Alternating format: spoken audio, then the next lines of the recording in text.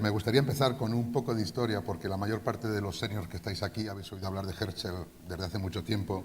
Para los jóvenes, y afortunadamente tenemos muchos jóvenes entre nosotros, pues probablemente Herschel es algo que está ahí, pero no conocen un poco la historia. La primera vez que se habla de Herschel es en 1973.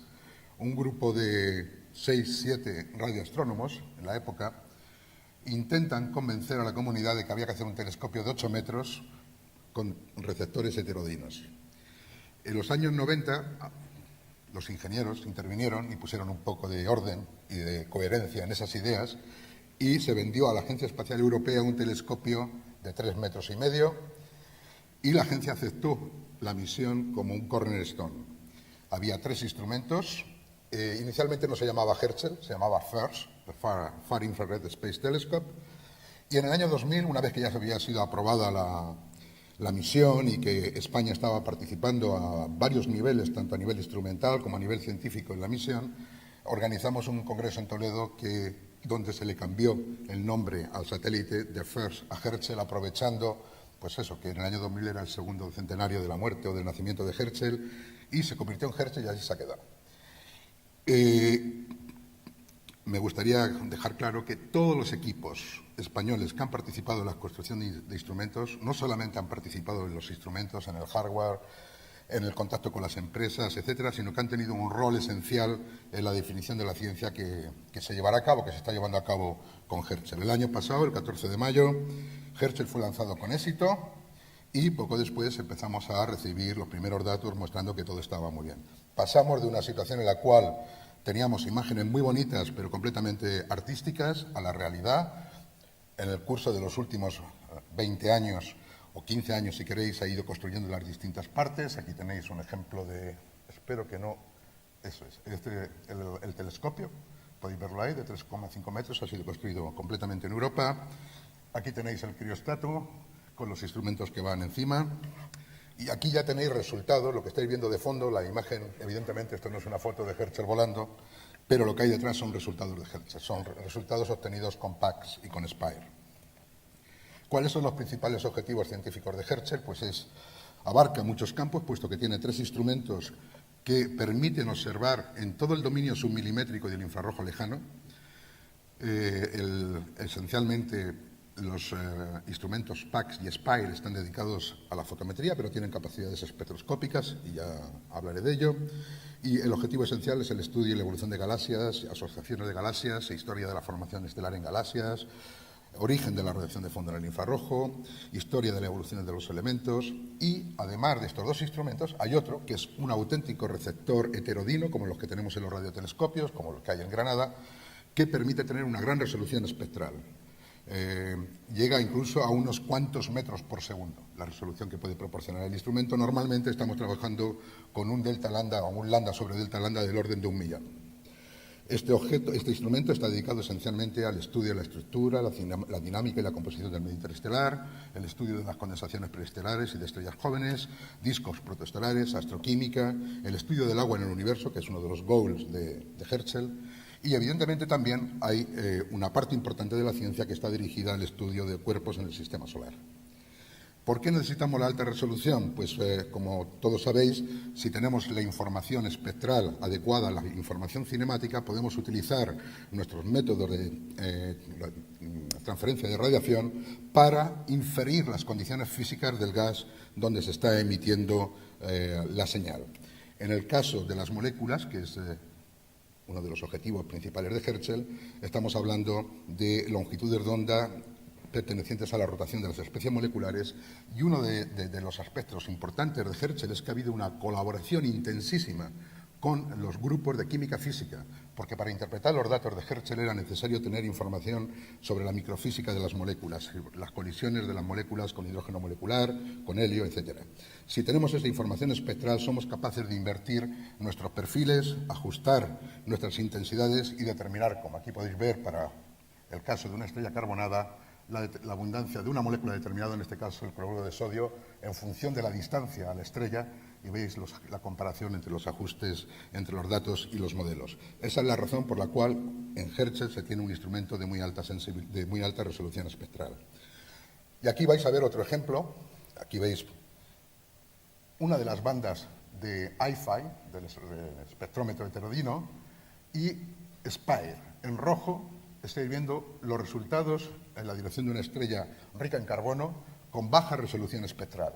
Y en negro lo que se obtiene cuando la resolución espectral cambia de 1000 a 1.000.000.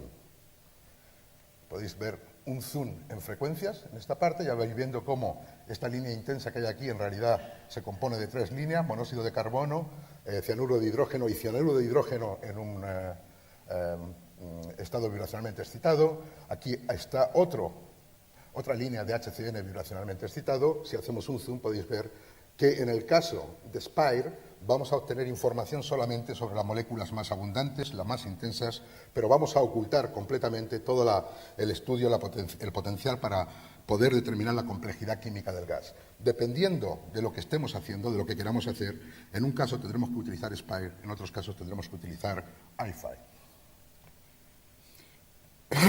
Este es un sumario de las propiedades, de las características de los tres instrumentos, de PAX, SPIRE y IFI. Entre los tres cubren la zona de 625 micras a 57 micras, o de 57 a 625.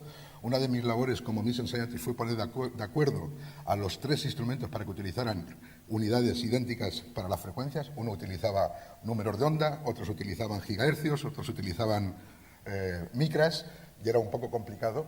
Entonces, los tres instrumentos de IFI cubren el rango de 57 a 625 micras, o si queréis, de 15 números de onda a 170 números de onda, para la gente que hace química física. Bueno, yo creo que es importante también, antes de empezar a mostrar los resultados, reconocer el trabajo que ha sido realizado por los grupos de los distintos institutos para que Herschel fuese una realidad. Y en el caso del IAC ha habido una contribución a PAX y a SPIRE. Aquí tenéis la lista de científicos y de ingenieros que han estado trabajando durante muchos años para llevar a cabo, para que se pudiera hacer realidad el instrumento PAX. Han contribuido en las unidades electrónicas de procesado de la señal, la unidad de alimentación, unidad de adquisición de datos, software, de la misma manera también para SPIRE, ha participado en los ICCs. Y los científicos del IAC, junto con los científicos de otros institutos que han participado en los consorcios de los instrumentos, han tenido un rol importante en la ciencia que está haciendo ahora mismo Herschel. Aquí tenéis una lista, voy a ir pasando rápidamente. El grupo de SPIRE del ICC está liderado por Ismael Pérez-Furnon. Y otro instituto que ha hecho una aportación importante, en particular al instrumento IFI, ha sido el Observatorio Astronómico Nacional, que ha construido cerca de 30 amplificadores de bajo ruido que están justo en el corazón del instrumento, justo después de la entrada de la señal que viene del telescopio, después de los mezcladores, están colocados estas unidades que han sido construidas por el observatorio. Como decía antes, además de hacer desarrollos de hardware, todos los grupos han trabajado en la ciencia, en el desarrollo del software para los ICC, etcétera, etcétera. Y todos estos proyectos han sido financiados por el Plan Nacional del Espacio del Ministerio de Ciencia e Innovación. Vamos a mostrar unos cuantos resultados. Os cuento rápidamente una anécdota porque después me va a faltar tiempo, tengo demasiadas transparencias. Después de estar tantos años esperando ver los resultados de Herschel, se encienden los instrumentos, se enchufan los instrumentos después del lanzamiento, todo funciona muy bien, todos los instrumentos están funcionando muy bien. PAX y SPIRE empiezan a hacer su commissioning, IFI empieza a hacer su commissioning y el cuarto día IFI se apaga. Y se apaga con una alarma tremenda de que uno de los instrumentos claves de suministro de potencia para IFI ha tenido un problema. El problema es algo tan, al final, después de 6 meses de estudio, por muchos grupos, la ESA, el consorcio de IFI, no estaba ligado al instrumento, estaba ligado a un rayo cósmico. Un rayo cósmico que impactó en la memoria de control de la fuente de alimentación de los osciladores locales. El rayo cósmico la cosa no estaba prevista y algo pasó entre el hardware y el software, total, que se fundió un diodo y durante 6 meses IFI no funcionó. Entonces, lo que yo voy a mostraros ahora, tenéis que tener en cuenta que es justamente la punta del iceberg de lo que está dando IFI. Los datos de IFI se encendió de nuevo en febrero de este año y los primeros datos científicos los hemos obtenido a lo largo de los meses de abril, mayo, y por lo tanto lo que voy a mostrar está sujeto incluso a que cambiemos nuestra forma de ver los propios datos. Pero también eso va a ocurrir con PACS y con SPIRE, porque conforme avanza el tiempo, los ICCs mejoran el pipeline, los datos se mejoran y entonces puede ser que algunas cosas pues tengamos que cambiar nuestros modelos. Voy a mostraros algunos ejemplos de Low Resolution Spectroscopy con PACS y SPIRE. Un resultado verdaderamente espectacular. Esta es la imagen de Neptuno, en el óptico, en el infrarrojo, y aquí veis una zona muy brillante que corresponde probablemente a una gran cantidad de metano, y la detección con PACS de metano. Metano, para aquellos que conozcáis la molécula, no tiene transiciones en el dominio del infrarrojo lejano fuertes, son transiciones muy débiles, debido al hecho de que es una molécula completamente simétrica. Tiene transiciones muy fuertes en el infrarrojo medio y próximo, pero no en el infrarrojo lejano. Esta transición que estáis viendo ahí es extremadamente ópticamente delgada y permite determinar y penetrar en el interior de la atmósfera de Neptuno y determinar cuál es la abundancia del metano con bastante precisión. Si nos vamos al caso de la ciencia galáctica, la formación estelar, aquí tenéis un resultado, y esto es lo que os decía, que probablemente va a cambiar completamente en función del tiempo, porque la calidad de los datos no hace nada más que mejorar, siempre teniendo los mismos datos. El pipeline, los programas de análisis de datos están mejorándose continuamente, y aquí veis el oxígeno atómico en la dirección de W51, una región de formación de estrellas masivas, y podéis ver cómo la línea cambia. PACS tiene espectroscopía 2D, son 25 píxeles en forma de este array, y en cada uno de ellos se puede obtener un espectro cubriendo la gama de frecuencias que os decía antes. Aquí está la fuente central, el continuo es muy brillante, es muy grande, muy intenso, y entonces vemos la línea de absorción. Conforme nos separamos de la fuente central, vamos viendo la línea en emisión. Pero en la misma dirección, con las mismas observaciones, aquí tenéis la molécula OH y podéis ver que no cambia. La molécula es ópticamente espesa, estamos viendo exactamente lo mismo en todos los casos. Aquí hay bastante física que hacer, y esto es un campo en el cual nuestro grupo en particular está fuertemente involucrado con observaciones de regiones de formación de estrellas intermedia y de alta masa. SPIRE, que es también un espectrómetro 2D, aquí tenéis una proyección en el cielo, está la barra de Orión, de los píxeles de alta y de baja frecuencia, hay 18 y 36 píxeles, cada uno de ellos tiene un espectro entre 14 y 50 números de onda, es decir, entre 600, 200 y 600 micras. Y podemos ver el resultado en cada uno de los píxeles. Esta corresponde a una línea del monóxido de carbono, y podéis ver cómo se distribuye el gas alrededor de la barra de Orión. La zona es una de las regiones de fotodisociación prototípicas en el medio interestelar. Lo que proporciona SPIRE es la observación de todas las líneas del monóxido de carbono en 5 minutos, en 5 a 10 minutos, en un objeto como este. Es decir, se obtiene toda una información enorme y preciosa justo con 5 minutillos de tiempo de observación de un satélite. Y tenemos la información de la distribución de temperatura, de densidad y de abundancia del monóxido de carbono en esta región. Si nos concentramos en el campo de la evolución estelar, PACS y SPIRE proporcionan por primera vez la sensibilidad, porque ya lo habíamos visto con ISO, pero la sensibilidad para estudiar en detalle el vapor de agua en estrellas evolucionadas y otras especies moleculares, no solamente el vapor de agua. Aquí tenéis un espectro obtenido con PACS de VY Canis Majoris. Podéis ver en este pequeño zoom que hay aquí la cantidad de líneas que pertenecen a distintas especies, la mayor parte de ellas es agua, los isótopos del agua, monóxido de carbono, 13CO, pero también amoníaco, cianuro de hidrógeno, etcétera.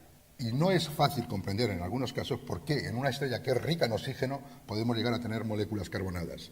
Eso es algo de lo que hablaré al final, con datos provenientes también de PACS, pero también de IFI. En galaxias, la capacidad que ofrece PACS y SPIRE de obtener un espectro completo de todas las líneas moleculares, de determinar las condiciones físicas del gas, de observar el agua, las líneas del monóxido de carbono, que las podemos utilizar, como decía antes, para trazar las condiciones físicas del gas, en este caso es ARP 220, podéis ver cómo en un caso las líneas están en emisión y en otro caso las líneas están en absorción, aunque hay líneas del agua que están en emisión y otras que están en absorción. Es realmente complejo lo que ocurre con el agua y realmente muy difícil de interpretar. Esa es la razón por la cual muchos grupos estamos trabajando desde hace 10 años en perfeccionar nuestros códigos de transferencia de radiación para poder tratar casos de opacidades superiores a 10.000. Es decir, realmente el agua, cuando lo observamos, estamos observando un muro. Y lo único que vemos son las moléculas más externas de la nube. No podemos penetrar a las zonas internas y para ello necesitamos pues, la sensibilidad que ofrecen estos instrumentos para observar, por ejemplo, los isótopos. Aquí tenéis otro ejemplo de que incluso con la poca resolución espectral que proporciona PACS, es posible ver el gradiente de velocidades en O3 a 88 micras en el centro de M82, puesto que la velocidad cambia de 200 a menos 100 kilómetros por segundo y la resolución espectral, que para nosotros, la gente que hacemos astronomía galáctica, es muy baja, en este caso son 75 kilómetros por segundo, para nosotros eso es casi toda nuestra galaxia, en el caso de M82 permite ver perfectamente la cinemática del núcleo. ¿Y por qué Hi-Fi? Bueno, aquí tenéis un ejemplo, este ejemplo solamente lo he puesto, aparte de que es muy casero, por esto. Tiempo de integración total para obtener este espectro, 2 minutos. Tiempo de integración para hacer lo mismo en el espacio, desde un observatorio terrestre. Esta es una frecuencia que se puede observar desde Mauna Kea o desde Atacama. La opacidad de la atmósfera sería verdaderamente alta, sería una observación difícil y sería necesario para alcanzar esta sensibilidad. Podéis ver la estructura hiperfina de los dos isótopos del HCl, el isótopo 35 y el isótopo 37, observados al mismo tiempo, es decir, no hay problemas de calibración, tenemos una medida directa de la abundancia isotópica del cloro 35 y cloro 37, lo hacemos en 2 minutos cuando desde Tierra haría falta un día. O sea, la comparación es impresionante. Bueno, voy a empezar a enseñaros resultados y os digo de nuevo que esto es la punta del iceberg de lo que está haciendo Hi-Fi. Hemos estado trabajando muy duramente para sacar una segunda special issue de Astronomy and Astrophysics dedicada a los datos de Hi-Fi y creo que en los próximos meses vamos a ver un boom, tanto desde el punto de vista de la complejidad química como un cambio importante de nuestra mentalidad sobre qué ocurre en las zonas de formación de estrellas en los discos protoplanetarios. Esto es un bonito espectro de un cometa, el sistema solar, observado con Hi-Fi. Creo que la resolución espectral aquí era de unos 150 metros por segundo o algo así. No lo recuerdo con exactitud. Y estáis viendo la línea fundamental del vapor de agua. El tiempo de observación es probablemente de unos minutos. Y el cometa pues sería probablemente uno de los que... un target of opportunity. Y ahora mismo hay una gran cantidad de observaciones del vapor de agua. Es la primera vez que se observa en un cometa el agua, las líneas térmicas del agua, lo cual permite determinar el desgasaje del cometa. El agua es la molécula madre para todas las otras especies que se ven después en el cometa, en el gas que está saliendo del núcleo, y es la primera vez que se hace una determinación precisa del número de moléculas que es eyectado por segundo. Como sabéis, la ciencia de Herschel se ha organizado en torno a Key Programs y los Key Programs están focalizados en aspectos bien concretos. Había un Key Program, en este caso de Hi-Fi, que estaba dedicado al estudio de la complejidad química de lo que era evidente. ¿Qué es lo que puede hacer un instrumento que trabaja en el infrarrojo lejano cuando observa moléculas? Observar moléculas ligeras, observar moléculas que tienen poco peso, puesto que su constante de rotación va a hacer que las transiciones caigan en el dominio del infrarrojo lejano. ¿Y qué moléculas podíamos observar? Pues evidentemente OH, OH+, H2O+, H3O+, NH, NH2, NH+, SH, SH+, etcétera. Una gran variedad de especies que estaban en la lista y otras que hemos encontrado que no estaban en la lista. Este Key Program está liderado por Maribón Gerán y la idea esencial es de estudiar la química en el medio difuso, de la química que está, digamos, generada por fotones y ver lo que ocurre entre el carbono ionizado, CH, CH+, que sabéis que es una de las moléculas más prototípicas del medio interestelar. Fue una de las primeras que se detectó allá por los años 30 del siglo pasado, a través del espectro óptico, y ir viendo cómo se va enriqueciendo las especies moleculares, siempre a través de reacciones Primero, por ejemplo, de CH más H2, que da CH2 más, CH2 más H2, que da CH3, etcétera. Y al final nosotros llegamos a moléculas grandes que podíamos observar desde el suelo, pero no podíamos observar estas moléculas porque su espectro caía en el infrarrojo lejano. Lo mismo ocurre con la molécula, digamos, que tiene una importancia en todos los contextos, que ya sea puramente desde el punto de vista astrofísico o desde el punto de vista astrobiológico, que es el agua. Pues el agua hace intervenir una serie de especies, partimos del oxígeno, hay un intercambio de carga probablemente con helio que produce O+, reacciona con H2 para producir OH+, OH+ reacciona con H2 para producir H2O+, H2O+ reacciona con H2 para producir H3O+, y H3O+ ya no reacciona con nada. Y se queda tan tranquilo esperando que llegue un electrón y entonces se recombina para formar agua. Agua la hemos observado en el pasado con ISO y con otros, en algunos casos incluso desde el suelo, utilizando transiciones especiales del vapor de agua, pero todas estas especies que están ahí hasta el momento eran puramente virtuales. No sabíamos si existían o no. Creíamos que sí, pero... Entonces, PRISMAS, este Key Program, estaba dedicado al estudio de esas especies y también a la búsqueda en el medio difuso de grandes moléculas carbonadas a través de los modos de vibración de baja energía de clúster de carbón. Sabíamos que C3 lo detectamos con ISO en el año 97 y especies más grandes como C4, C5, C6 deben estar ahí y sus modos de vibración están en el dominio completo de PACS, de SPIRE y de IFI, y esperamos detectarlas. Por el momento no tenemos todavía los datos necesarios para poder decir si hemos detectado C20 o C30. Aquí tenéis los resultados, los primeros resultados de PRISMAS en los cuales podéis ver OH+. Lo que estáis viendo aquí es el continuo, el nivel, la intensidad de la línea que iría por aquí sería el continuo de la fuente emitido por los granos de polvo y si hay una región H2 por la propia región H2.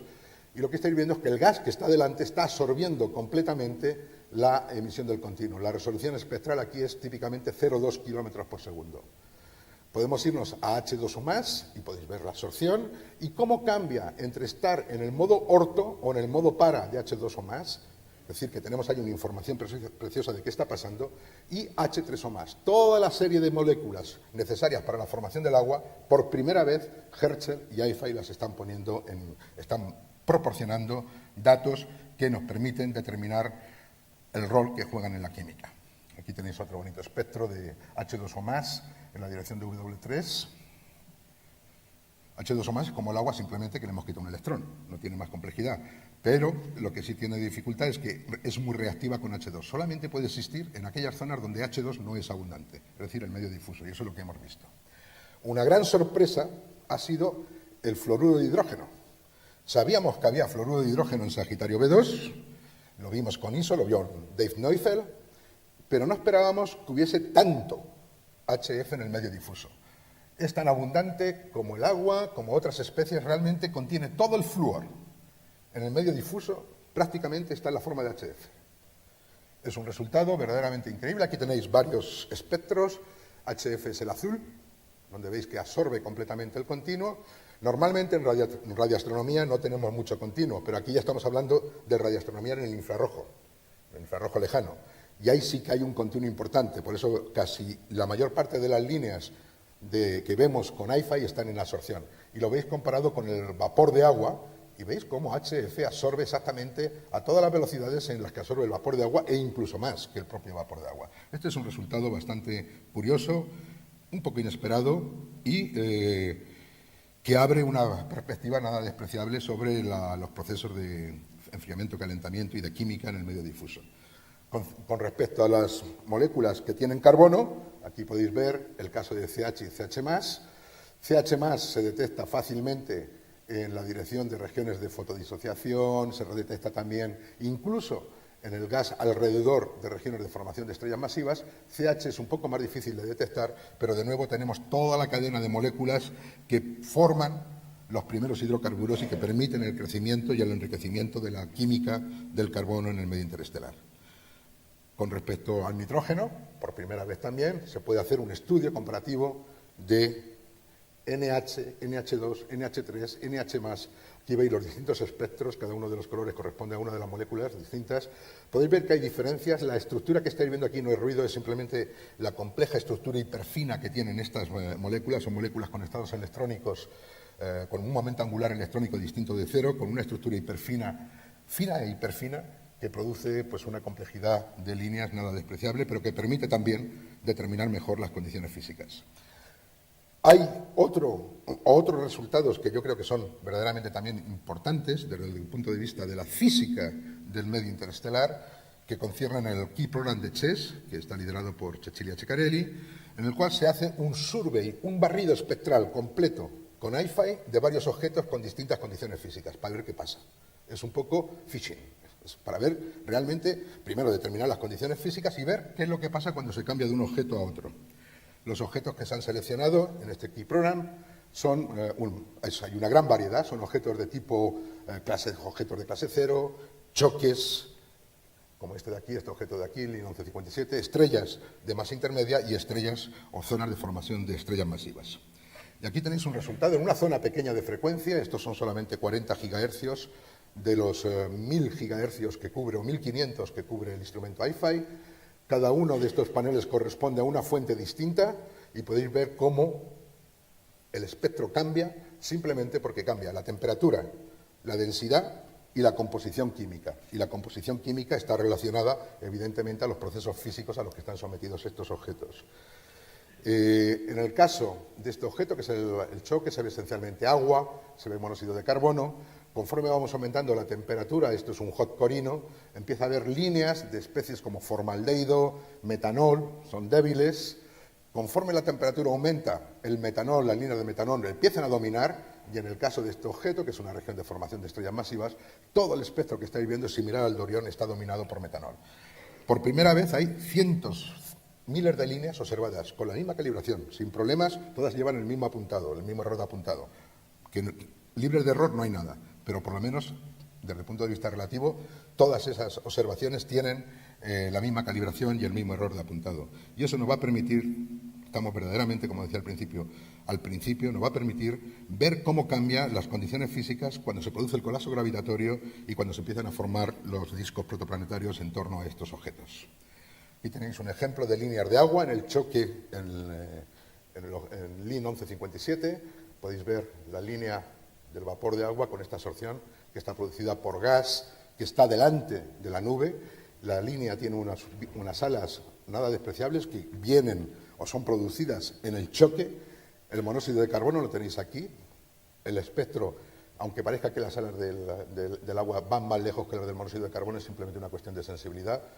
El monóxido de carbono también va hasta estas velocidades, pero el contraste es muchísimo más grande en el vapor de agua que en CO, y esto nos permite determinar una serie de propiedades sobre el choque, la temperatura, la densidad y, evidentemente, cómo va a evolucionar la zona del gas postchoqueado, donde podemos esperar tener también una evolución química importante. Esta es una de las detecciones que no nos esperábamos en absoluto, H2Cl+. Esto, como justamente había un barrido completo, aparecieron líneas en absorción de una molécula que rápidamente se identificó, eso sí, fue fácil asignar las líneas, pero no estaba en ninguna de las listas candidatos de posibles moléculas. Bueno, pues HiFi ha abierto también la posibilidad de observar, igual que el HF, ver cuál es la evolución del flúor en el medio difuso, de ver dónde está el cloro. Está en los granos de polvo, está en forma de moléculas, en qué moléculas en particular. Hay muchísimo HCl en el medio difuso y en el medio denso, pero H2Cl+ parece ser que está más bien asociada al medio difuso. Este era uno de los resultados inesperados que podíamos esperar, y podemos esperar todavía muchos más.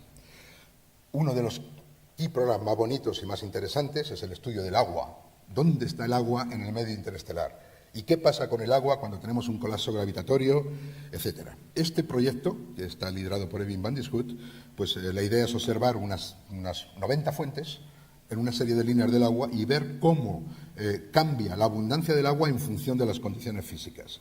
La idea es que no sabemos muy bien todavía cuál es el mecanismo para formar el agua. En fase gaseosa la formamos rápidamente, pero también sabemos que en el momento que colapsamos, que producimos, que tenemos densidades en torno a 10 a la 5 partículas, 10 a la 6 y que la temperatura es baja, todo el agua que tengamos va a ir a los granos. Y lo que es importante es ver cuáles son los mecanismos físicos que hacen que en algún momento ese agua que está en los granos salte y salga al medio, al gas, y nos permita determinar las condiciones físicas, porque eso nos va a decir cómo está evolucionando el gas, en qué momento, en qué etapa de la evolución del gas realmente se produce el incremento de temperatura para sublimar el agua, etc.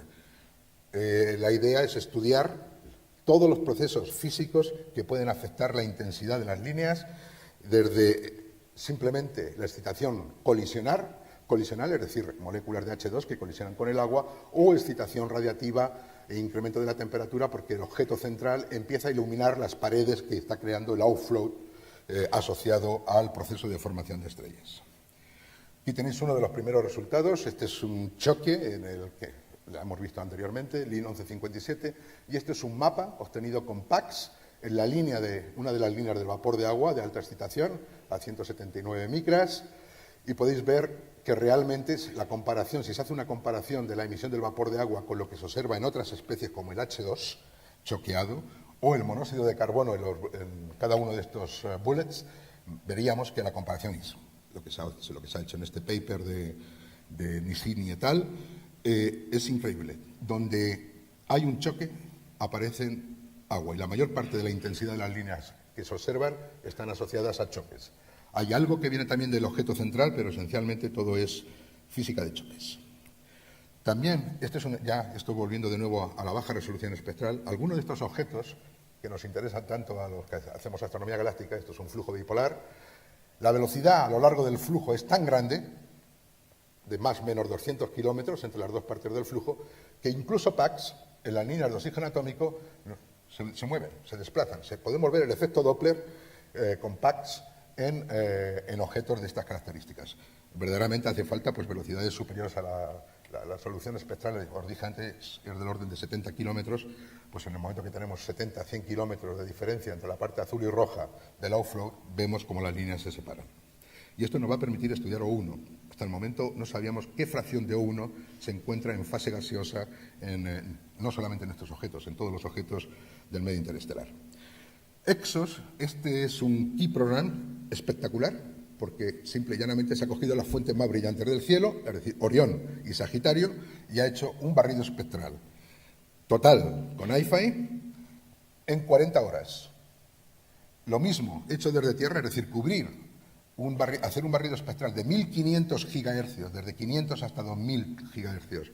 En Tierra nos hubiera costado un año de tiempo de observación, porque además hubiéramos tenido que repetir los proposals por mal tiempo, etcétera, etcétera. Aquí, una vez que te programan el proyecto en el telescopio, sabes que en 40 horas tienes un barrido espectral total. Lo que se está hecho hasta ahora es la zona de 500 hasta 1900 con un par de agujeritos, y todo lo que estáis viendo ahí son líneas, son reales, es increíble. Esto es un zoom de la zona de 480 a 620, la escala de intensidad. En 2 minutos antes os mostré un espectro que llegaba a 0.05 Kelvin. Mirad aquí las escalas de intensidades, son 100 veces, casi 1000 veces mayores que lo que se puede obtener en 2 minutos. Esto realmente es cambiar la frecuencia, ¡puf!, y pasamos a otro setting. Es decir, realmente está dándonos una información increíble. Aquí veis algo que es muy bonito. La primera vez que enseñamos esto a un espectroscopista saltó. Dijo, ¡ay, qué bonito! Es la banda Q del metanol, es una Q branch. Del metanol hay muchas, o de SO2 hay otras muchas. Aquí veis cómo las líneas van cambiando de intensidad, ¿la veis viendo? Esas pertenecen a la misma molécula, y aquí vais viendo, es toda la misma molécula, y lo que estáis viendo es la temperatura. Es un termómetro. Es como si nos hubiéramos puesto el termómetro y nos dijeran temperatura 150 grados Kelvin. Pues eso es lo que está haciendo en unos cuantos minutos de observación IFI. Aquí tenéis un espectro del agua, incluso con CH+, de la que os estaba hablando antes, en absorción, es decir, gas que está delante, y el espectro del agua con esos perfiles tan espectaculares que provienen del viento, la absorción del gas que está delante, etcétera. Más líneas del agua, y si veis, no hay dos líneas del agua idénticas. Es lo que os decía antes, que uno de los problemas que tenemos para interpretar esto es que las opacidades son tremendas. Unas tienen una opacidad de 10.000, otras tienen una opacidad de 1.000, y algunas a lo mejor tienen una opacidad de 20. Pues hay que ir a las que tienen 20 para intentar sacar información, y podéis ver cómo cambian todos los perfiles. Ya para acabar, ¿cuánto hemos dicho que me quedaba? ¿1 minuto? ¿2? ¿3? Bueno, iFi Star, otro key program que está dedicado al estudio de estrellas evolucionadas. Aquí vais a ver un resultado verdaderamente bonito. Es evidentemente agua en todas las estrellas ricas en oxígeno. También iFi Star ha mostrado que hay agua en todas las estrellas ricas en carbono, algo que nosotros ya teníamos en mente, pero que no sabíamos muy bien todavía interpretar. Aquí veis, por ejemplo, es una estrella rica en oxígeno con una línea térmica del agua, la negra, aquí, el plot en negro, y en rojo un máser. Está lleno de máseres. En cuanto empiezas a observar estrellas oxigenadas, iFi observa máseres de agua en diferentes transiciones.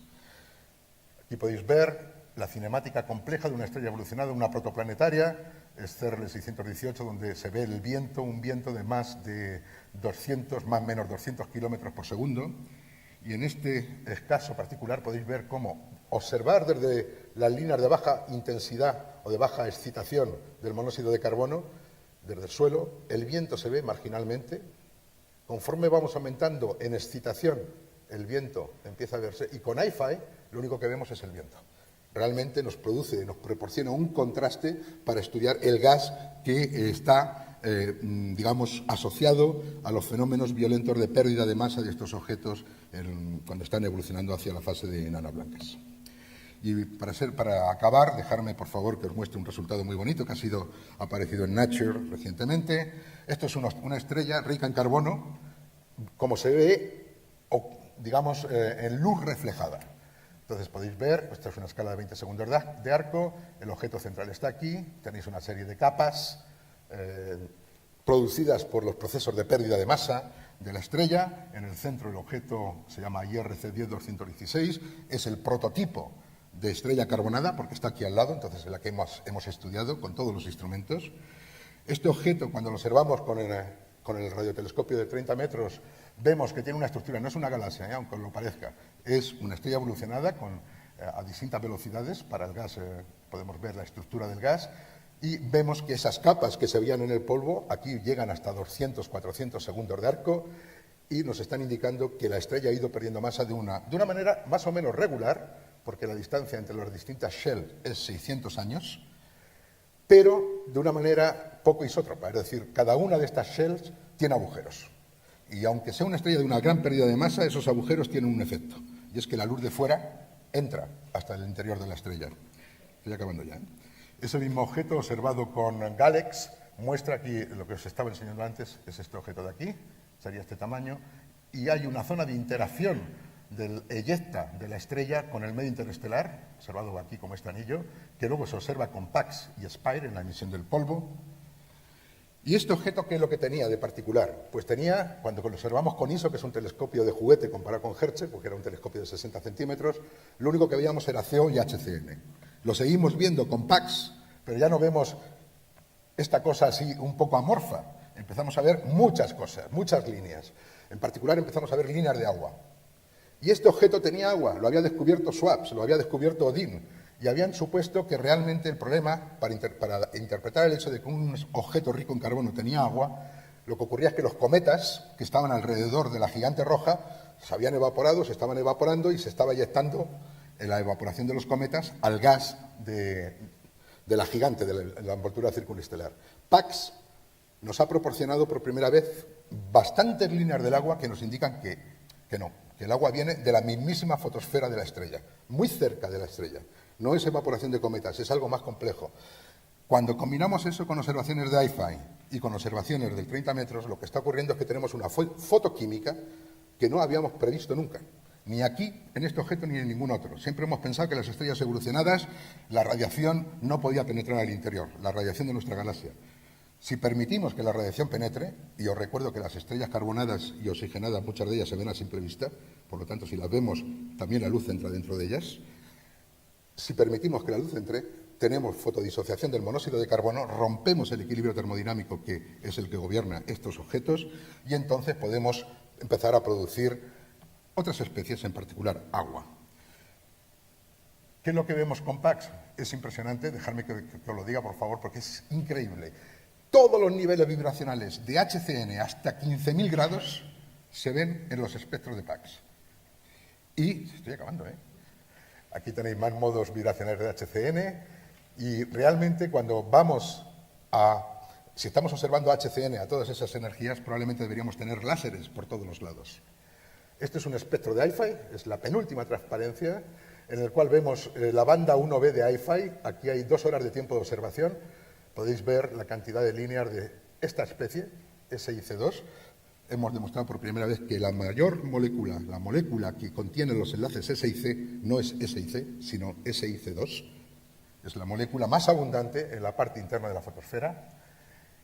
Podemos predecir los máseres. Todo esto que estáis viendo son láseres observados por la primera vez, es verdaderamente espectacular, por encima o por debajo de 300 micras. Veis aquí las anomalías que hay entre los distintos niveles vibracionales, y el agua, que se observaba en todas las estrellas con iFi Stars, es simplemente el producto de que la luz es capaz de penetrar a lo largo de estas envolturas, llegar a las zonas verdaderamente calientes, producir fotodisociación y permitir la aparición de agua. Este es uno de los resultados, es el primer paper de Herschel en Nature que ha aparecido recientemente y que va a seguir, va a tener suites con iFi en distintas especies moleculares. Para terminar, y como sumario, no tengo una transparencia que ponga sumario, lo que habéis visto es nada más que un pequeño porcentaje de lo que iFi está haciendo y lo que PAX y Spire van a hacer en los próximos meses. Muchas gracias.